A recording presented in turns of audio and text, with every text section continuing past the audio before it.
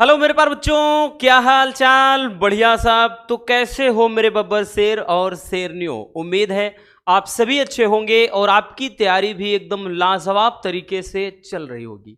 बहुत सारे बच्चों के कमेंट्स आ रहे थे, सर इंग्लिश का मॉडल पेपर लेके आइए। अपने प्यारे रसगुल्लों के कहने पर आज के इस वीडियो में हम न्यू पैटर्न पर बेस्ड इंग्लिश के क्वेश्चन पेपर को हम सॉल्व करने वाले हैं। इससे आपको एक आइडिया लग जाएगा बच्चों कि आपका क्वेश्चन पेपर का पैटर्न क्या रहने वाला है और आपको भी आप खुद अपने आप को आंक सकेंगे कि हमारी तैयारी कितनी अच्छी है या फिर हम कितनी तैयारी कर चुके हैं या फिर हम जो तैयारी कर रहे हैं ठीक ठाक है या फिर नहीं। तो आज सब कुछ क्लियर होने वाला है।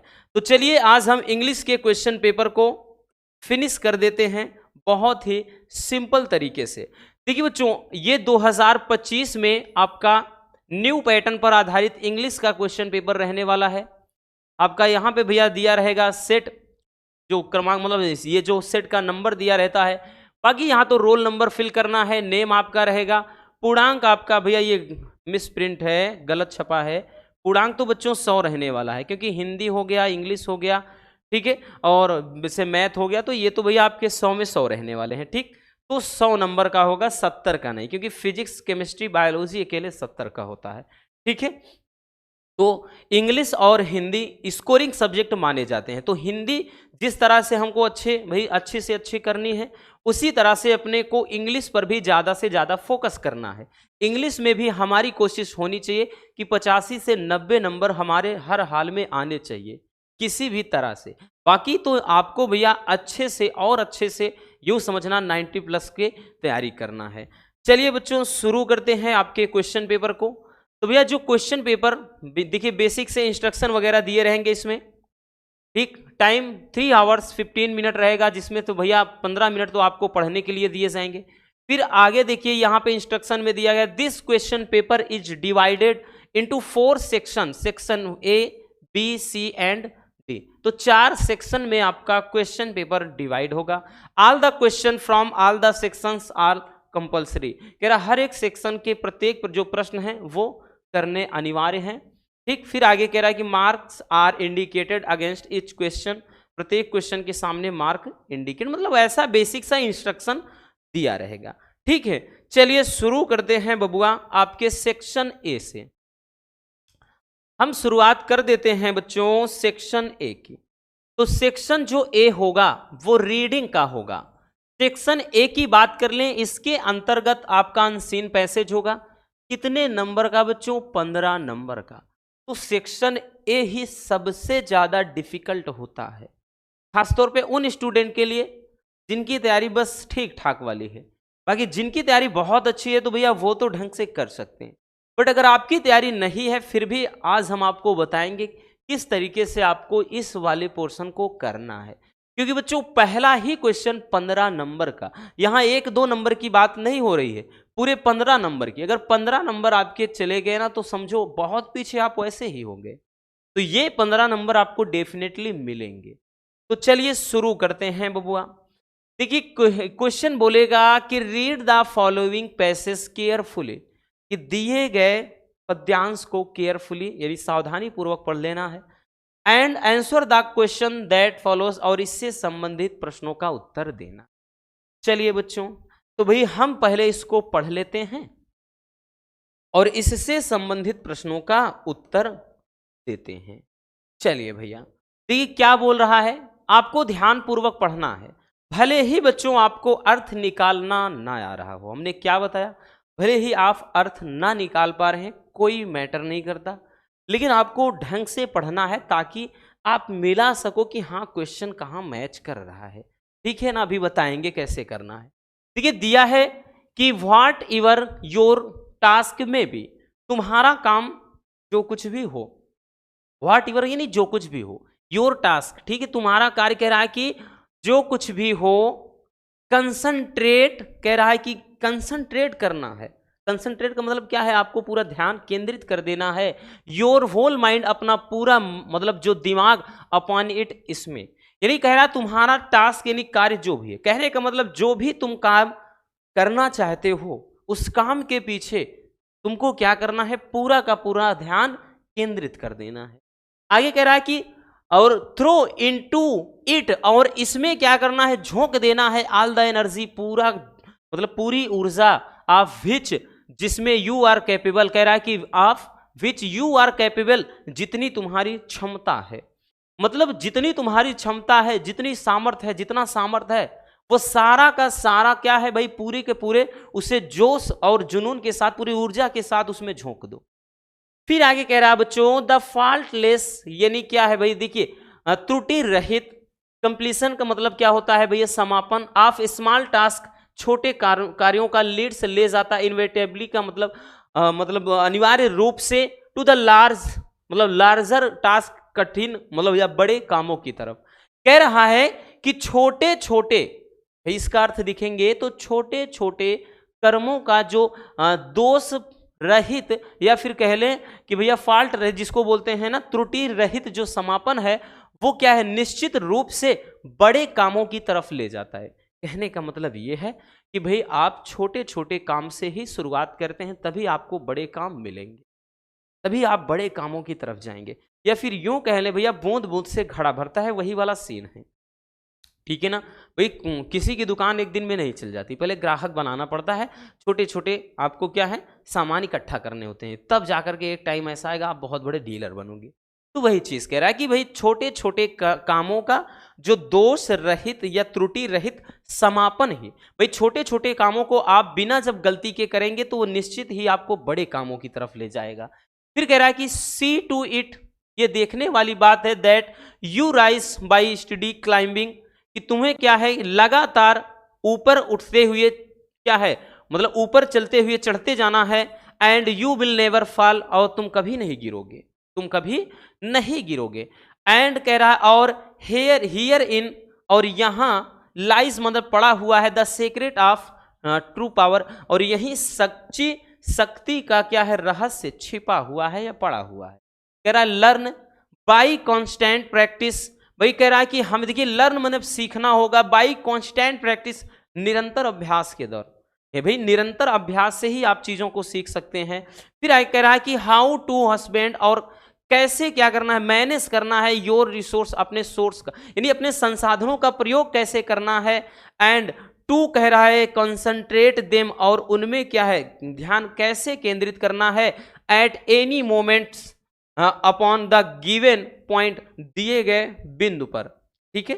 गिवन पॉइंट का मतलब दिए गए, मतलब यहां पर कह रहा है कि लर्न बाय कांस्टेंट प्रैक्टिस, कि भैया निरंतर अभ्यास के द्वारा ही, मतलब यहां पे ये है कि हमें निरंतर अभ्यास करते रहना चाहिए। इससे ही कह रहा है कि how to husband your resource, इस संसाधनों का मतलब उपयोग किस तरह से करना है।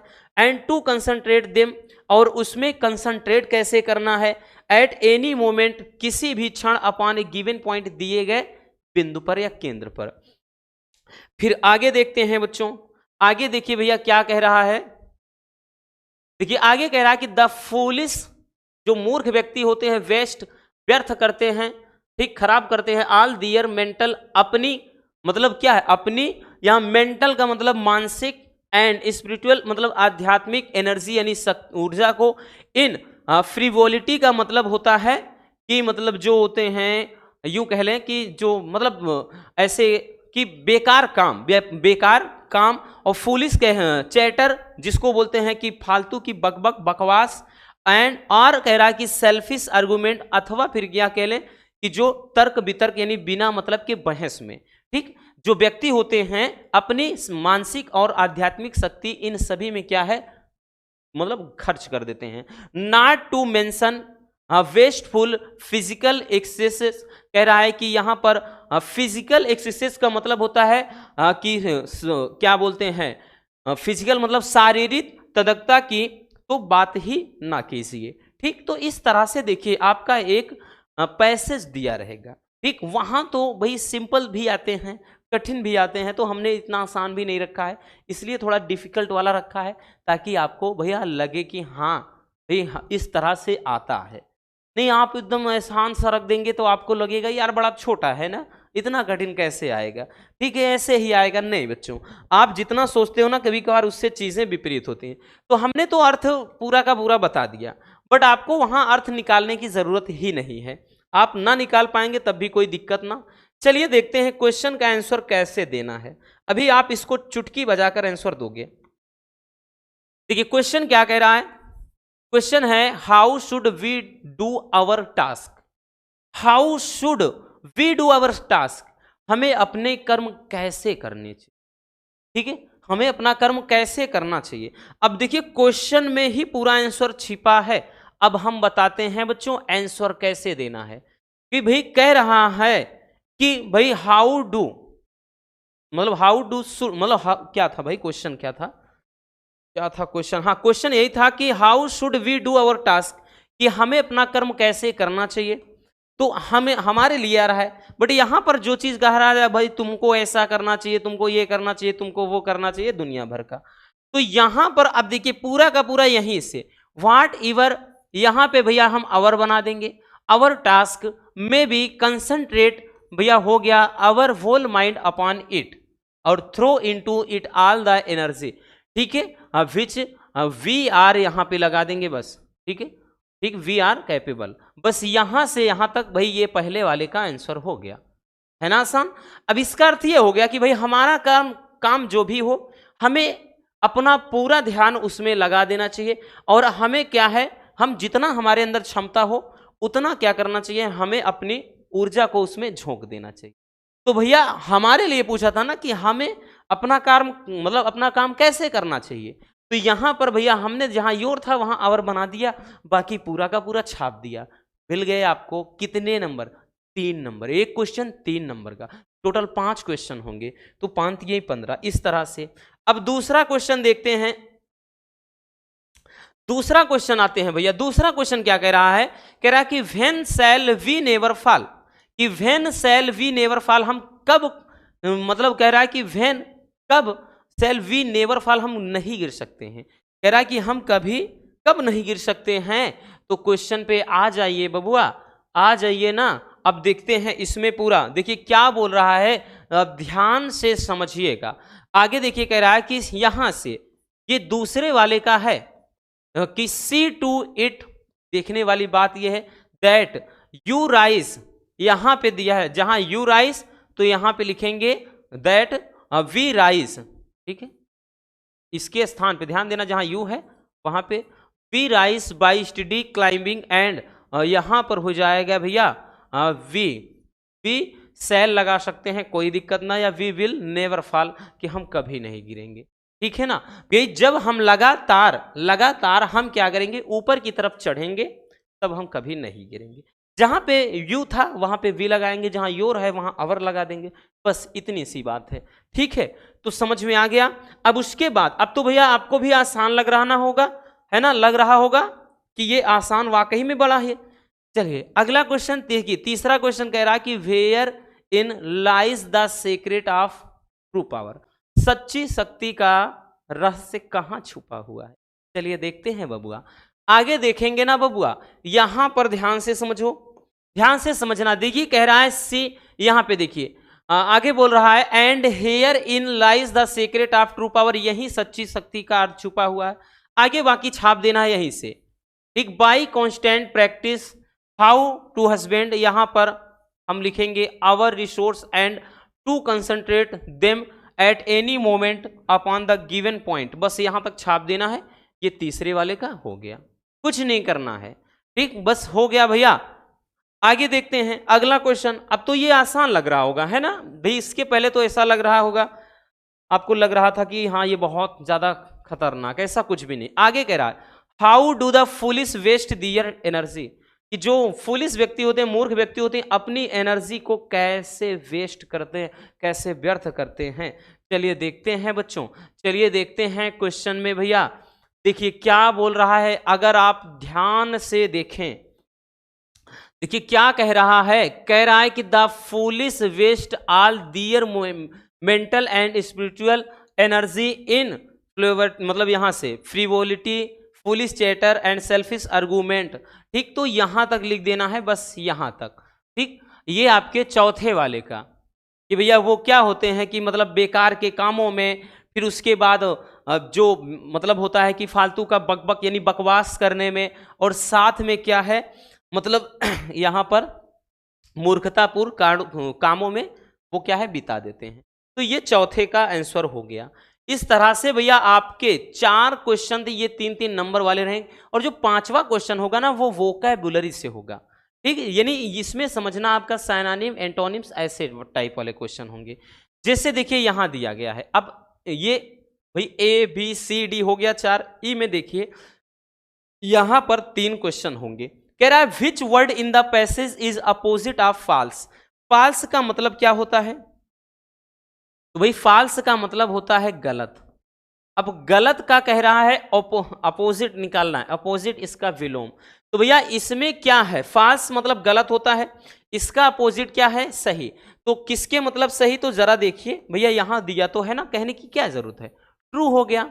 उसका अपोजिट क्या है, ट्रू हो गया। तो भैया यही आंसर हो जाएगा। उसके बाद बच्चों अगला क्वेश्चन देखते हैं। अगला क्वेश्चन कह रहा है कि what is meant by to concentrate. To concentrate, to concentrate का मतलब क्या है, कंसंट्रेट का मतलब क्या है, तो भैया टू अटेंशन, अटेंशन ध्यान देना। कंसंट्रेट मतलब टू असेंटेड मतलब अटेंशन समथिंग, मतलब किसी चीज पर ध्यान देना, या टू अटेंशन लिख देना है बस। ठीक, बस इतना। आगे देखते हैं, कह रहा है give the antonym of foolish. Foolish का मतलब होता है मूर्ख व्यक्ति, तो भैया इसका एंटोनिम होता है विलोम। ठीक, यहां पर भी विलोम ही समझो था, अपोजिट था, तो यहां एंटोनिम फूलिश का क्या हो जाएगा, वाइज लिख सकते हैं, बुद्धिमान। ठीक है, इस तरह, या सेंसिबल भी लिख सकते हैं। ठीक, कोई दिक्कत ना। तो इस तरीके से भैया आपका ये पूरा 15 नंबर वाला सेक्शन 1 का हो जाएगा। अब बात आ जाती है सेक्शन बी वाले के।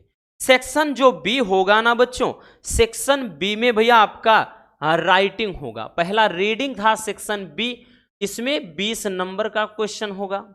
ठीक है भैया, 10 नंबर का तो हो जाएगा आपका आर्टिकल, और 10 नंबर का बच्चों हो जाएगा आपका, तो भैया यहां से लेटर वाला। ठीक है, अब देखिए यहां पे आर्टिकल की बात कर ले, 1 मिनट भाई।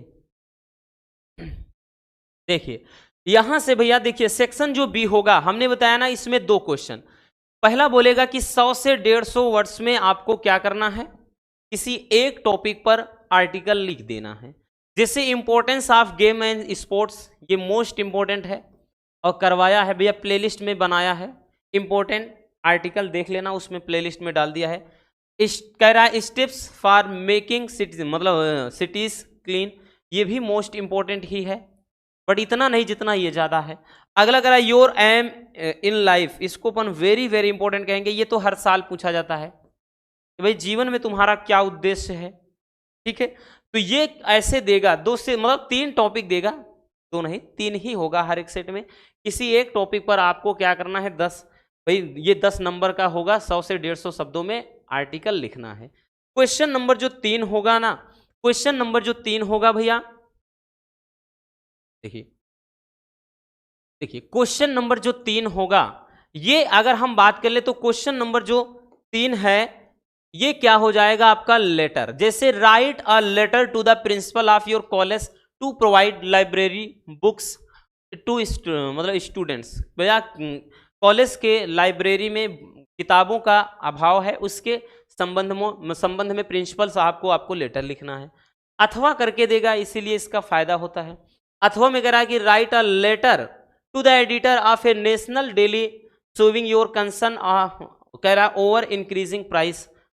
तो भाई महंगाई को लेकर के आपको भाई जो प्राइस राइज यानी वृद्धि दर है उसकी, या फिर महंगाई कर लें, उसको लेकर के किसी न्यूज़पेपर के एडिटर को एक लेटर लिखना है। तो 2 के दोनों हमने करवाए हैं, ऐसे नहीं 10 लेटर करवाए हैं। प्लेलिस्ट आप देख लेना, बस वहां पर है, ये सबके सब हैं।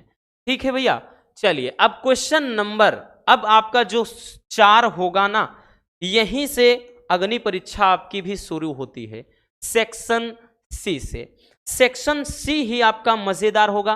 सेक्शन सी पूरा ग्रामर वाला होगा। सेक्शन सी के तो 25 नंबर के क्वेश्चन बनेंगे, जिसे देगा भैया कि choose the correct option to the answer the following question. तो भैया आपको क्या करना है, भाई किसी एक को सेलेक्ट कर देना है। देखिए कह रहा है कि one who seize the dark side of thing is called, मतलब वह व्यक्ति जो चीजों को भाई क्या है एक अंधेरे पक्ष के रूप में देखता है या डार्क साइड के रूप में देखता है, उसे क्या कहते हैं?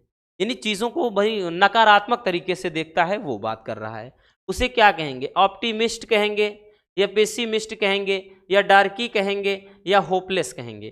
भाई ऑप्टिमिस्ट का मतलब आशावादी, ठीक है, पेसिमिस्ट का मतलब निराशावादी, डार्की मतलब यहाँ पे अंधेरे से संबंधित है, और यहाँ होपलेस यानी जो असहाय हो, ठीक है, यानी आशा छोड़ चुका हो। तो भैया हो जाएगा कौन सा? ये पेसिमिस्ट का मतलब निराशावादी, ठीक। चीजों को जो क्या है डार्क साइड से देखता है वो पेसिमिस्ट कहलाता है, निराशावादी। आगे कह रहा है कि the Apple of once eyes mean, भैया एप्पल ऑफ वंस आइज का मतलब भाई यहाँ पे किसी के आंख का सेब नहीं, तो पूछ रहा है आंखों का तारा होना। तो आंखों का तारा होना क्या कहलाता है? ठीक है, ये आंख का तारा होना, आंख का तारा होना, आंख का तारा होना भैया ये मुहावरा है, आइडम फ्रेश। तो कह रहा है कि the most tender part of an eye, कह रहा है आंख का सबसे कोमल भाग। फिर कह रहा है ए टीयरफुल आई, आंसू से भरी हुई आंख। या फिर कह रहा है कि वेरी मतलब वेरी डियर, अत्यधिक प्रिय। या फिर कह रहा है कि a costly treatment of an eye, यानी आंख की मतलब आंख का महंगा इलाज। तो भैया क्या हो जाएगा? आंख का तारा होना, आंखों का तारा होना का मतलब क्या होता है? अत्यधिक प्रिय होना, वेरी डियर, अत्यधिक प्रिय हो जाना। ये विकल्प सही हो जाएगा, ठीक है। तो भैया इस तरह से आपके ये क्वेश्चन पूछे जाएंगे। चलिए भैया आगे देखते हैं बच्चों, आगे क्वेश्चन आते हैं। आप भाई सी में आ जाएंगे ना, सी में ध्यान देना। इसमें क्या बोल रहा है बच्चों? कह रहा है कि the synonym of destroy, destroy का मतलब ही होता है नष्ट कर देना। तो डिस्ट्रॉय का कह रहा है कि भैया साइनोनिम क्या हो जाएगा? फिनिश मतलब समाप्त करना, डेमोलिश मतलब तहस नहस कर देना, यानी खत्म कर देना, ठीक है ना।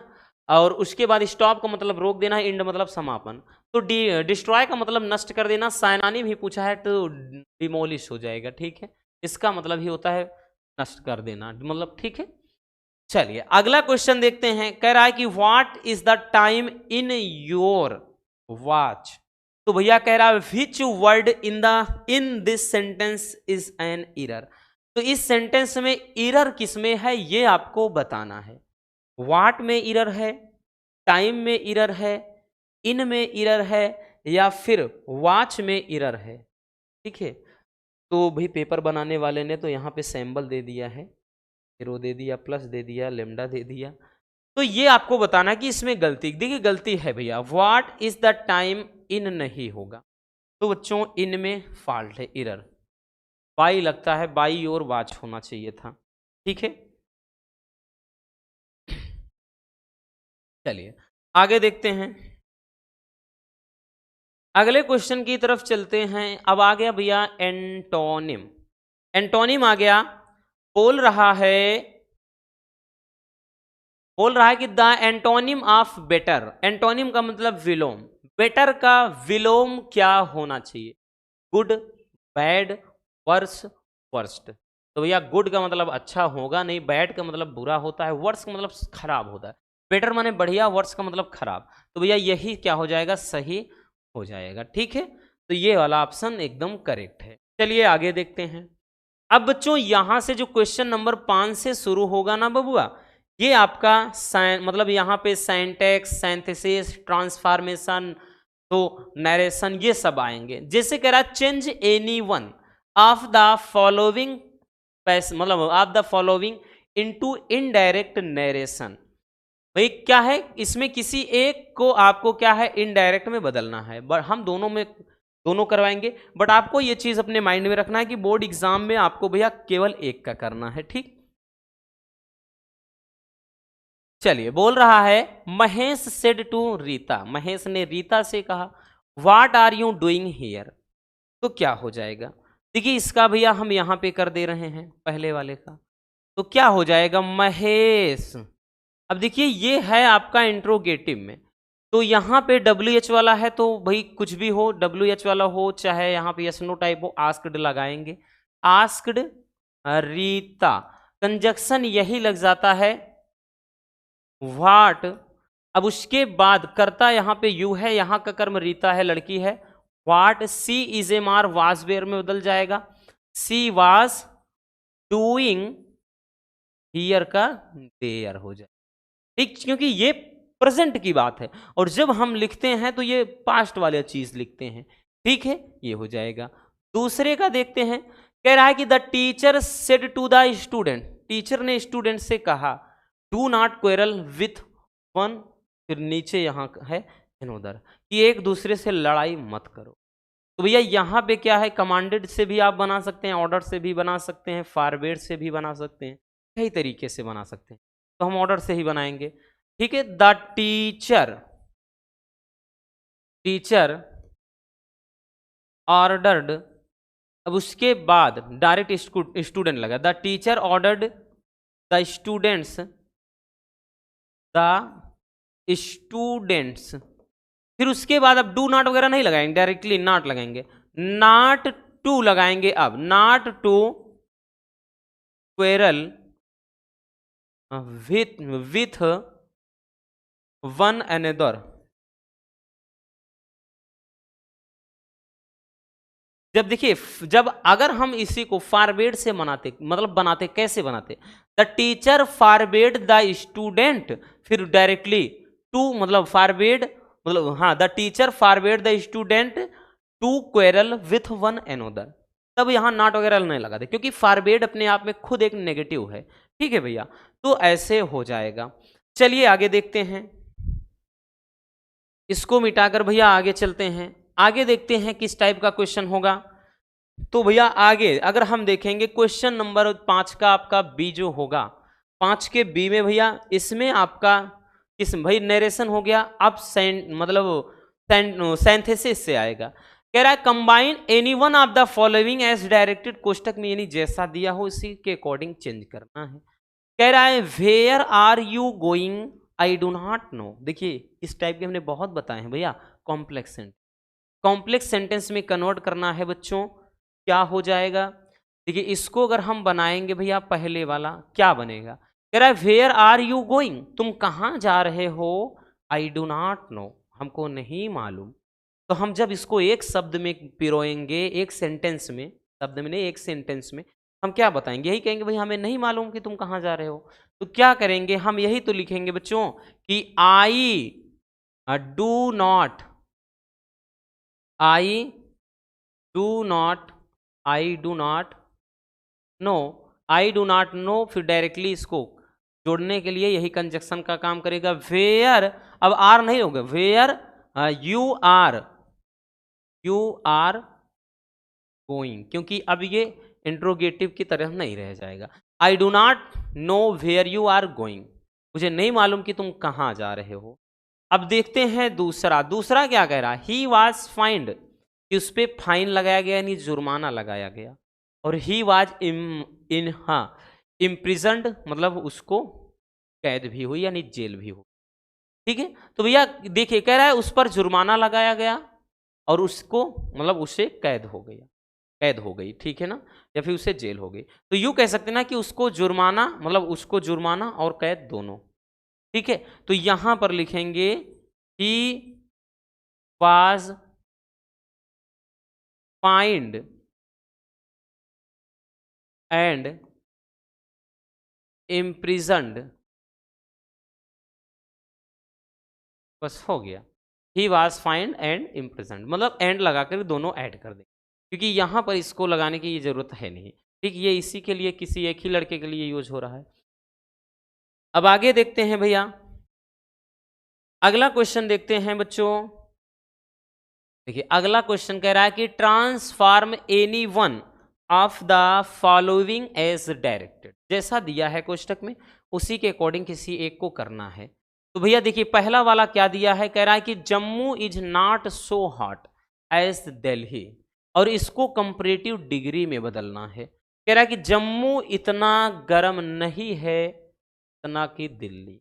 तो भैया कंपैरेटिव में देखिए इसमें आर या ई आर लगा के बनाते हैं, तो हम यही तो लिखेंगे, हम लिखेंगे बच्चों पहला लिखेंगे दिल्ली, दिल्ली इज हॉटर, क्या लिखेंगे हॉटर, ठीक, देन हॉटर देन जम्मू, ठीक, कि Delhi is hotter then Jammu, यानी दिल्ली जम्मू से अधिक गर्म है, बस ये चीज, क्योंकि यहां पर वही बात है ना कि जम्मू इतना गर्म नहीं है जितना दिल्ली। दूसरा है कि हु कैन डू इट, तो भैया दूसरा हम हु आया है तो बाई होम से बनाएंगे, तो बाई होम उसके बाद लगाएंगे it can be, by home it can be done, ठीक, या फिर इट इज मतलब इट इज डन बाय मतलब डन बाय होम, ठीक, ऐसा भी कर सकते हैं, बट ये वाला सिंपल सा रहेगा क्योंकि हाँ उसमें कैन है तो कैन भी तो लगाना पड़ेगा। अब देखिए आगे है, कह रहा है कि correct any one of the following sentence, नीचे कह रहा भैया इन दोनों में से किसी एक को करेक्ट करना है। कह रहा there am large number of girls in this school, तो भैया एम तो होगा नहीं, यहीं पर फॉल्ट है तो यहाँ इज हो जाएगा। There is large number of girls in this school, यानी इस स्कूल में लड़कियों की बहुत अधिक संख्या है, ठीक। अगला क्वेश्चन है, देखिए कह रहा है कि he is tired in doing this work, इसमें कहां पर एरर है आपको बताना है। चलिए ये आपको बताना है भाई, यहां पर गलती है हम पहले से बता दे रहे हैं, अब आपको कमेंट करना है, आपके लिए हम ऑप्शन भी दे रहे हैं, ऑन लगेगा या बाई लगेगा या फिर ऑफ लगेगा या फिर भैया नन ऑफ दिस, इनमें से कोई नहीं, तो आपको ये बता देना है, या फिर भाई इनके अलावा कौन सा होगा ये आपको कमेंट करना है, यहां पर क्या होगा, क्योंकि इस क्वेश्चन को हम ऑलरेडी करवा चुके हैं, तो आपको कमेंट करना है कि यहां पर इनके स्थान पे क्या होगा। चलिए आगे देखते हैं बच्चों, आगे देखते हैं भैया अगला क्वेश्चन आपका जो होगा वो किस टाइप का होगा। नेक्स्ट जो क्वेश्चन होगा ना वो होमोफोन से होगा, किससे, होमोफोन से। देखिए ना, use any one of the following pairs of words in your own sentence to make the differences in their meaning clear, तो भैया क्या करना है, ये दोनों जो दिए हैं पेयर, इनमें किसी एक को, इन दोनों में से किसी एक के भाई क्या है इनका यूज करके कोई एक सेंटेंस बना लेना है। जैसे भाई इस वाले जैसे आइडल का मतलब होता है निठल्ला, क्या निठल्ला, या जिसे एकदम बेकार फालतू बोलते हैं, और इस वाले आइडल का मतलब होता है भैया आदर्श, ठीक, तो जैसे राम एक आदर्श पुरुष है, इस तरह से महेश एक आदर्श पुरुष है, तो कुछ भी बना सकते हैं आदर्श, ठीक है, जैसे सुरेश क्या है निठल्ला है, तो ऐसे आपको बताना है एक सेंटेंस। जैसे इस वाले बर्थ का मतलब होता है भैया जन्म, क्या होता है जन्म, और इस वाले बर्थ का मतलब कोच होता है, यानी ट्रेन का डिब्बा भी होता है, बर्थ यानी सीट से रिलेटेड है, ठीक है, सीट भी होता है। तो ऐसे भाई इससे एक सेंटेंस बना, जैसे यहाँ पे आई मतलब माई, यहाँ पे जैसे बर्थ से रिलेटेड कोई भी एक सेंटेंस बना सकते जिसमें बर्थ का यूज हुआ हो, ठीक है, समझ में आ गया ना, तो इनसे कोई एक सेंटेंस बना लेना है। आगे देखते हैं अगला जो क्वेश्चन होगा, क्वेश्चन नंबर जो 6 होगा ना भैया, क्वेश्चन नंबर 6 जो होगा वो क्या है, ट्रांसलेशन होगा, ठीक, ट्रांसलेट द फॉलोइंग पे मतलब पैसेज इनटू इंग्लिश, 5 नंबर का होगा, इंग्लिश में ट्रांसलेशन करना है। मेजर उस्मान हमारे देश के एक प्रसिद्ध योद्धा हुए हैं, तो आपको मतलब ऐसे दिया रहेगा, ठीक है, तो यहाँ पे जैसे मेजर उस्मान वाज आ मतलब फेमस वॉरियर, फिर उसके बाद जब पाकिस्तान ने हमारे देश पर आक्रमण किया, when Pakistan attacked our country, तो उन्हें देश की रक्षा के लिए भेजा गया, तो he was send to defend country, तो ऐसे मतलब सिंपल सा ऐसा एक देगा आपको भाई। जाहिर सी बात है अगर आपने टेंस पढ़ा है, सब्जेक्ट वर्ब एग्रीमेंट पढ़ा है, तो भाई कर्ता कैसा मतलब कर्ता क्या होगा, तो क्या हेल्पिंग वर्ब लगनी चाहिए, तो अगर ये पढ़ा है तो आप इसको डेफिनेटली कर ही सकते हो। तो ये आपका 5 नंबर का एक दिया रहेगा इस तरह से, ठीक है। अब सेक्शन जो डी होगा ना भैया, वो आपका लिटरेचर से रहेगा, बोले तो पूरा साहित्यिक रहेगा, मतलब पूरे बुक का, अभी तक जो था वो भी बुक का ही था, बट अगर देखें तो व्याकरण बेस्ड था। बट अब जो होगा तो पूरा का पूरा ही व्याकरण, मतलब पूरा का पूरा बुक से ही होगा। अब देखिए क्वेश्चन बड़े सिंपल वाले आते हैं, परेशान नहीं होना। जैसे भाई 7वें का पहला दे दिया, इसमें भाई आर आर करके आएगा अथवा और कोई एक करना है, 40 नंबर देकर जाएगा।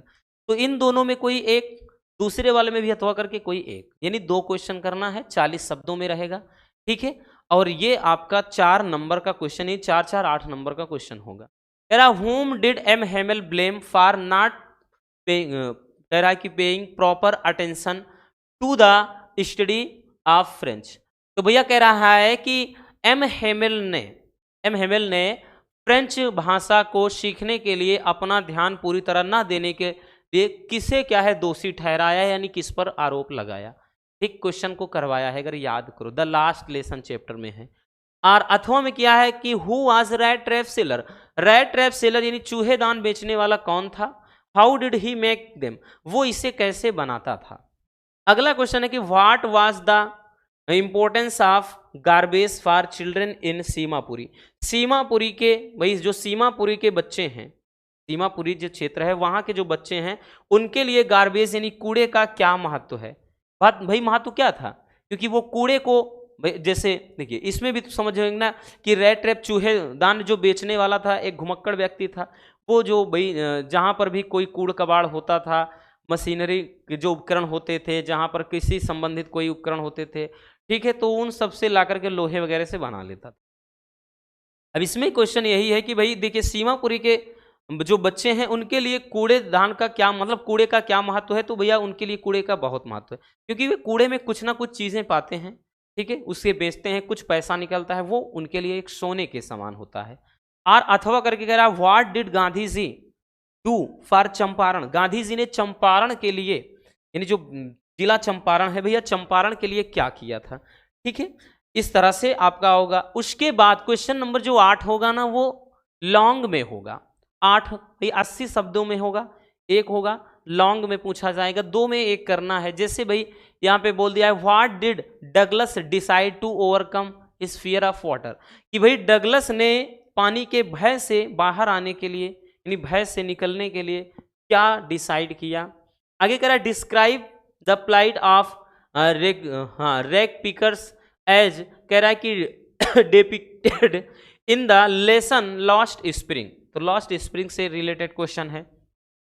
अब क्वेश्चन नंबर जो 9 होगा ना, ये क्वेश्चन नंबर जो 9 होगा भैया, ये आपका क्या है स्टेंजा वाला क्वेश्चन होगा, ठीक है, 6 नंबर का होगा। एक स्टेंजा इस तरह से दिया रहेगा और उससे संबंधित आपके 3 क्वेश्चन होंगे 2-2 नंबर वाले, ठीक। तो जैसे यहां पर एक दिया गया है stanza, a thing of beauty दिया है भैया कि a thing of beauty is a joy for ever, कि सौंदर्य की वस्तुएं क्या है हमेशा के लिए क्या खुशी प्रदान करने वाली होती हैं। इट्स लवलीनेस इंक्रीजेस, इसकी सुंदरता और बढ़ जाती है। It will never pass into nothingness, ये कभी शून्यता में परिवर्तित नहीं होती है, ठीक है। तो ये वाला अगर आप देखें जो स्टेंजा है हमने करवाया है, शुरू के 2 से 3 चैप्टर के इंपॉर्टेंट स्टेंजा सबके 2-2 3-3 जो हैं हमने करवाया है, ठीक है। अगर आपने देखा होगा तो आपको पता है। बाकी भैया इस तरह से पढ़ लेना है। उसके बाद इससे रिलेटेड क्वेश्चन देगा, जैसे कह रहा है कि what does the poet feel about a thing of beauty. भाई सौंदर्य की वस्तुओं के बारे में कवि क्या महसूस करता है। तो भाई ऊपर वाले का पूरा आंसर लिख देना है कि ए थिंग ऑफ ब्यूटी, जो सौंदर्य की वस्तुएं हैं, is a joy for ever, ये सदैव क्या है भैया खुशी प्रदान करती हैं। बस हो गया, यही महसूस करता है। आगे कह रहा है कि भैया what does the poet means, मतलब पोएट का कवि का क्या मतलब है जब वो कहता है it will never pass into nothingness, कि ये कभी शून्यता में नहीं परिवर्तित होती। तो इसका मतलब ये है कि भाई आप लिखेंगे कि यहाँ पर भाई कवि का मतलब ये है कि जो सौंदर्य की वस्तुएं हैं ये कभी समाप्त नहीं होती है, ये ठीक है, और नेवर फॉरगेटन, और कभी भी इनको भुलाया नहीं जा सकता, यानी ये सदैव के लिए क्या है बनी रहती हैं। बस यही था और क्या, बस अपने से लिख देना है। फिर अगला क्वेश्चन कह रहा है कि in what sense a thing of beauty is a joy for ever. कह रहा है इन व्हाट सेंस, ठीक किस सेंस में कह रहा है कि सौंदर्य की वस्तुएं खुशी प्रदान करती हैं। तो अभी जो हमने बताया वही चीज, ठीक, कि ये कभी भी क्या है, समाप्त नहीं होंगी, सदैव के लिए, हमेशा हमेशा के लिए भैया क्या है, ये क्या है, इस पृथ्वी पर कांस्टेंट रहेंगी। अब बच्चों 4 नंबर का एक आपका आएगा सेंट्रल आइडिया। जैसे यहाँ पे 3 टॉपिक हैं, keeping quiet, my mother at 66, aunt Jennifer's tiger. तो सबके सेंट्रल आइडिया हमने करवाए हैं, ठीक, किसी एक टॉपिक पर आपको लिख देना है।